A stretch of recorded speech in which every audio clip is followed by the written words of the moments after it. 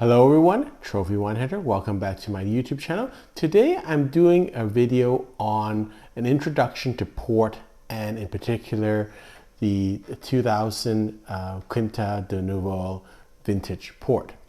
And kind of these go hand in hand. A friend was nice enough to serve me this port and I thought, well, I better say something about port also. So it's kind of a combo type video. So let's talk about port. So port is a Portuguese fortified wine that is made by adding a distilled grape spirit. Sometimes in the olden days it used to be brandy. Now it's more a neutral spirit called aguardente, and it's added to the base wine. And what happens is that it stops the fermentation process and it fortifies the wine. So it stops the alcohol, the fermentation process. So therefore, the sugars are not all converted. And typically, when you have normal wine and you don't add spirit, the yeast use up the sugars and it ferments down to around 14%, 13%, 12%. But when you stop the fermentation process with a higher alcohol spirit, then there's more residual sugar, and that's why you have ports in the 20% alcohol range, and they are sweeter type wines. Port is very much like champagne. So the only sparkling wines that can call themselves champagne are the ones that are grown in the Champagne region. Likewise, port is grown in the Douro region in Portugal, and that's the only ones that can be called port. You'll see other places called like Oporto, so in other regions like that. So generally speaking, port has to come from Portugal. And there are many different varietals that can be used to produce port. But the major varietals are Touriga Nacional, Tinto Roriz, which is also called Tempranillo, Tinto Cal, Tinto Barraca, and Touriga Franca. The easiest to cultivate is Touriga Franca, and it's very widely planted. And the most difficult or sought after is Touriga Nacional. That's the one that's most difficult to grow, and I guess it's probably the best for port. I haven't discovered why. One of the interesting things about port is you'll see a lot of different types of port, so I just want to kind of go through a list of those. On the bottom of the food chain is what they call ruby port. These are probably the cheapest and easiest to be produced. They're just a blend of different vintages with an average age of about 3 years, and they're meant to be drunk on purchase. A little bit higher up is a Ruby Reserva. Again, it's not a vintage, doesn't have a specific year. It might just use a little bit better quality grapes. Then you get crusted ports. I don't see crusted ports a lot in Vancouver, but you do see them around the world. That's a blend of a number, usually 2 or 3 of good vintages. And these wines are a little bit aged longer. They're 2 years in barrel and 3 years in bottle. And so therefore it's got a little bit better complexity. So sometimes they have a date on their bottle. That's not the date of the harvest, but the date of the bottling. Then next up the line is late bottle vintage, or LBVs.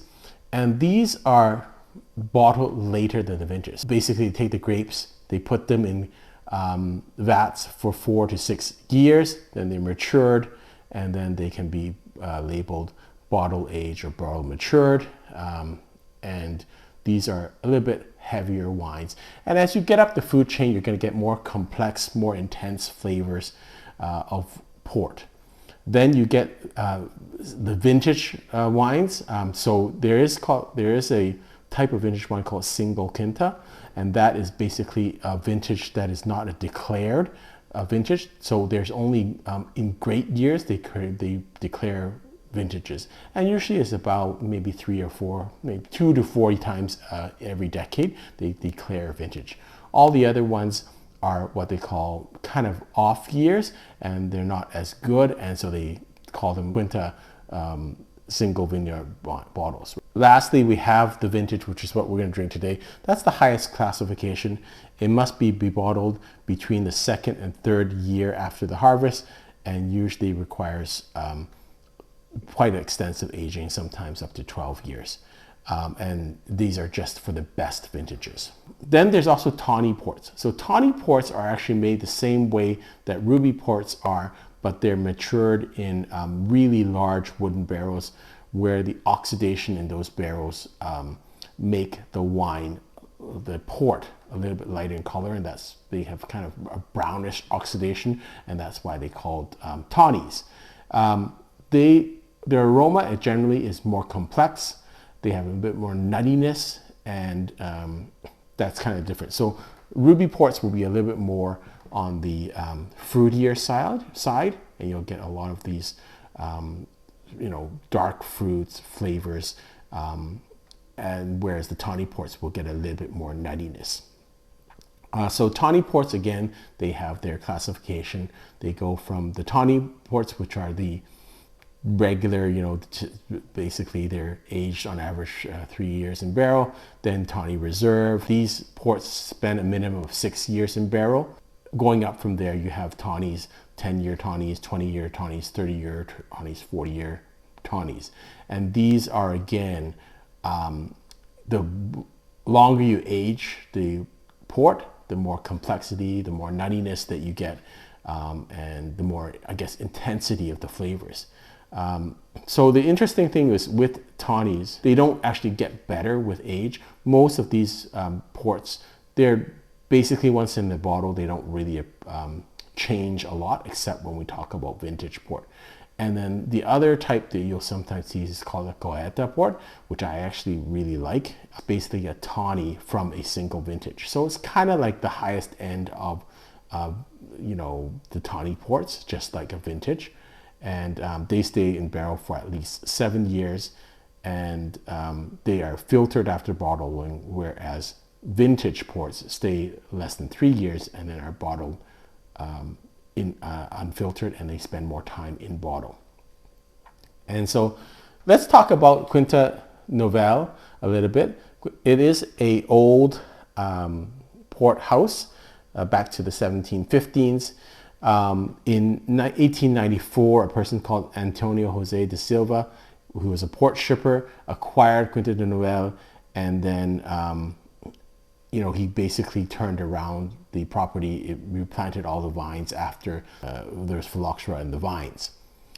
So it was actually famous because in 1931, Quinta Noval declared a vintage, and that was a very difficult time with the global depression in 1929, and so therefore most shippers did not declare. So they were one of the few, and I guess that set them off as, because they were able to ship to other countries, they got famous in that way. So they make very well-known port producer.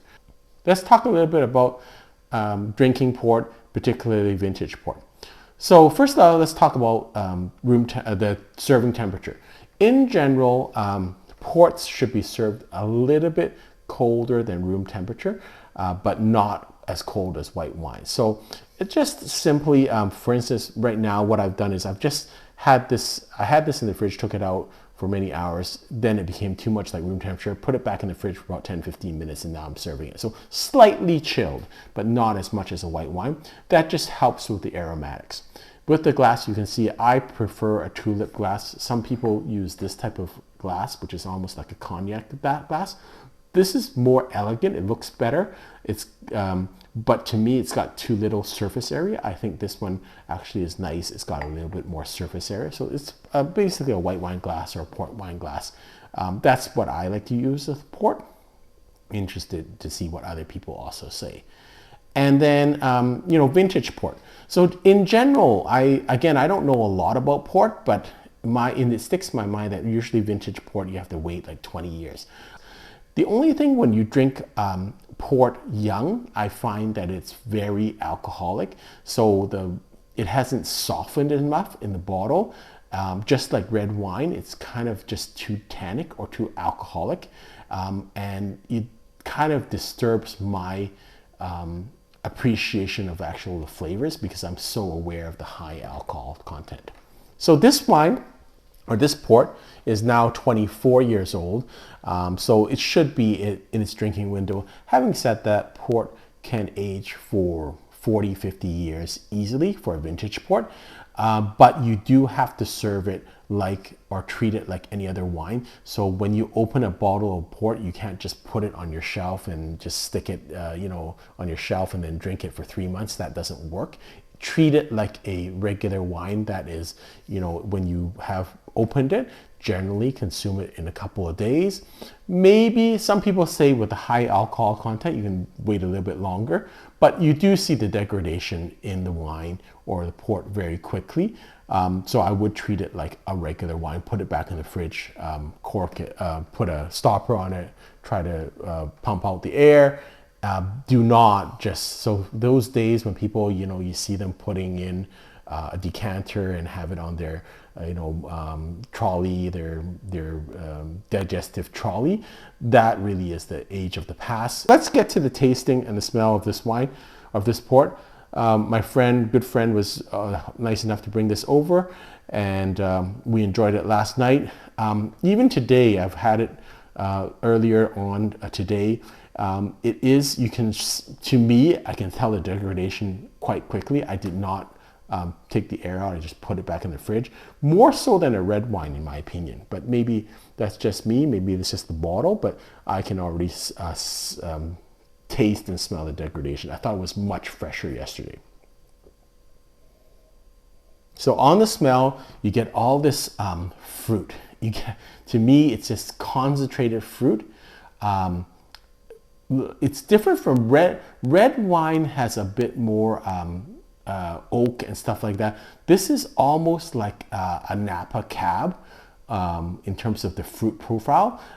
Very sweet. You can smell it. Mostly, to me, it's dark fruits, blueberries, black plums, a little bit of cranberry, and a little bit of floral hints to it, cassis, but really, really sweet.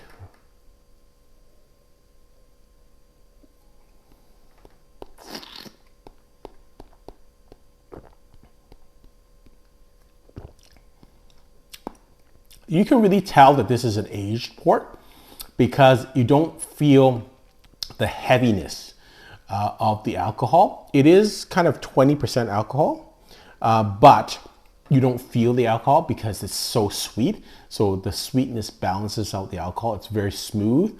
It's not alcoholic tasting. And that's why I think a lot of people do enjoy port, because it tastes, you can feel the alcohol when you drink a lot, but it's not alcoholic tasting, and that's why people really like it. It's sweet tasting, like a dessert. And again, you get a multitude of dark fruit flavors. To me, it's still evolving. I don't get a lot of the tertiary flavors on this. Maybe a little bit of nuttiness on the aftertaste, like walnuts, but mostly primary fruit at this point. Delicious drink. So it's a beautiful drink. I don't really know a lot about how to assess ports because, quite frankly, like Sauterne, I don't think I've had a bad Sauterne. Just the same thing with port. I generally, if it's aged correctly and served correctly, I'm really quite pleased with port. This is a great drink. So to me, it's still fairly young. It still has some time to go. I don't think it's develop those secondary even or tertiary flavors and aromas. It's still in its infancy. So I would rate this at this point 93 points, but I think it'll get better. I think it'll build complexity. Again, it's a very youthful wine. It's hard to say that with a 2000 wine, but I think this port still has a long way to go. Hope you've enjoyed this video. Until next time, happy drinking.